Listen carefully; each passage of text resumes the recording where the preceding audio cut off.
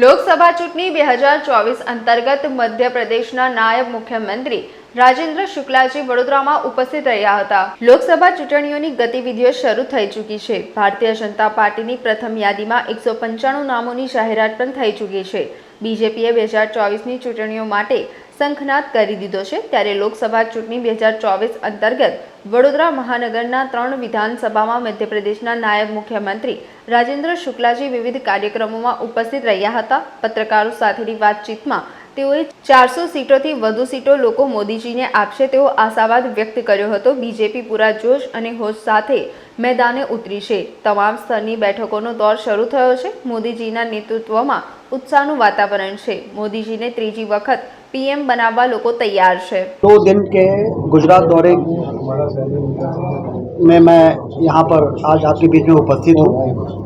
लोकसभा चुनाव को ध्यान में रखते हुए भारतीय जनता पार्टी पूरे जोश और खरोश के साथ मैदान में सक्रिय हो चुकी है और सारे लोग अपने पार्टी के प्रमुख लोगों से मिलने का कार्य हो रहा है और बूथ स्तर के जो हमारे कार्यकर्ता हैं उनके साथ बैठक करना, लोकसभा प्रबंध समिति की बैठक करना और गणमान्य लोगों से मिलने का कार्यक्रम जो आज यहाँ पर अभी मैं शामिल होने जा रहा हूँ। प्रबुद्ध नागरिक सम्मेलन के माध्यम से लोगों से मिलना, क्योंकि ये चुनाव साधारण चुनाव नहीं है।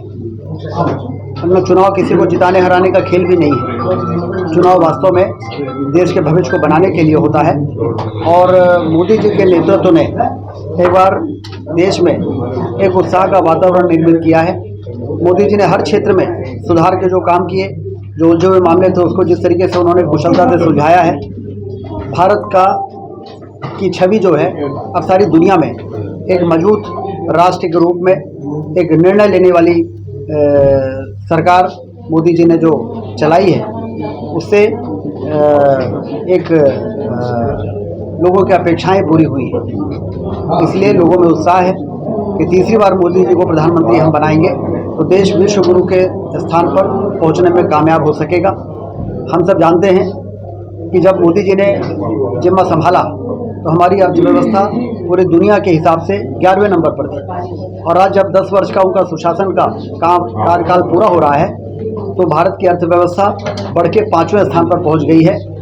और मोदी जी ने कहा है कि तीसरी बार हमारी सरकार बनेगी तो हमारी अर्थव्यवस्था दुनिया में अमेरिका और चाइना के बाद तीसरे नंबर पर होगी और 2047 विकसित भारत के संकल्प का जो लक्ष्य है कि 2047 तक भारत दुनिया की सबसे बड़ी अर्थव्यवस्था के रूप में बन के तैयार होगा और एक आर्थिक महाशक्ति भारत बन सकेगा।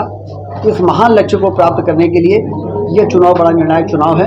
इसलिए भारतीय जनता पार्टी का एक कार्यकर्ता कमर कस के तैयार है और खुशी की बात यह है, संतोष की बात यह है कि देश की जनता भी इस चुनाव का इंतजार कर रही है कि जैसे ही चुनाव आए कमल की बटन दबाकर मोदी जी को तीसरी बार प्रधानमंत्री बनाने का काम हम लोग कर सकें।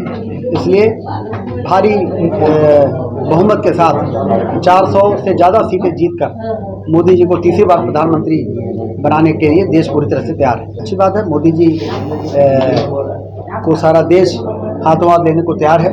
लेकिन 2014 में वो वाराणसी गए थे और लगातार अब वो यूपी के लोगों से एक तरह से घुल मिल गए हैं और मोदी जी बनारस से लड़ रहे हैं, लेकिन मोदी जी तो पूरे देश से लड़ रहे हैं।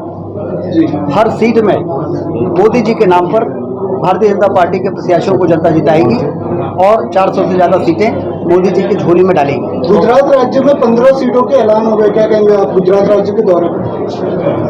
यही आप समझ सकते हैं कि कितनी एडवांस प्लानिंग है हमारी, कितनी डिटेल प्लानिंग के साथ भारतीय जनता पार्टी चुनाव को गंभीरता से लेती है और चुनाव जीत कर ही हम सत्ता की बागडोर अपने हाथों पर लेकर सुशासन की स्थापना करते हैं। इसलिए 15 सीटें जैसा आप बता रहे हैं घोषित हो गई है। पूरे देश में लगभग 125 से 150 सीटें घोषित हो रही हैं।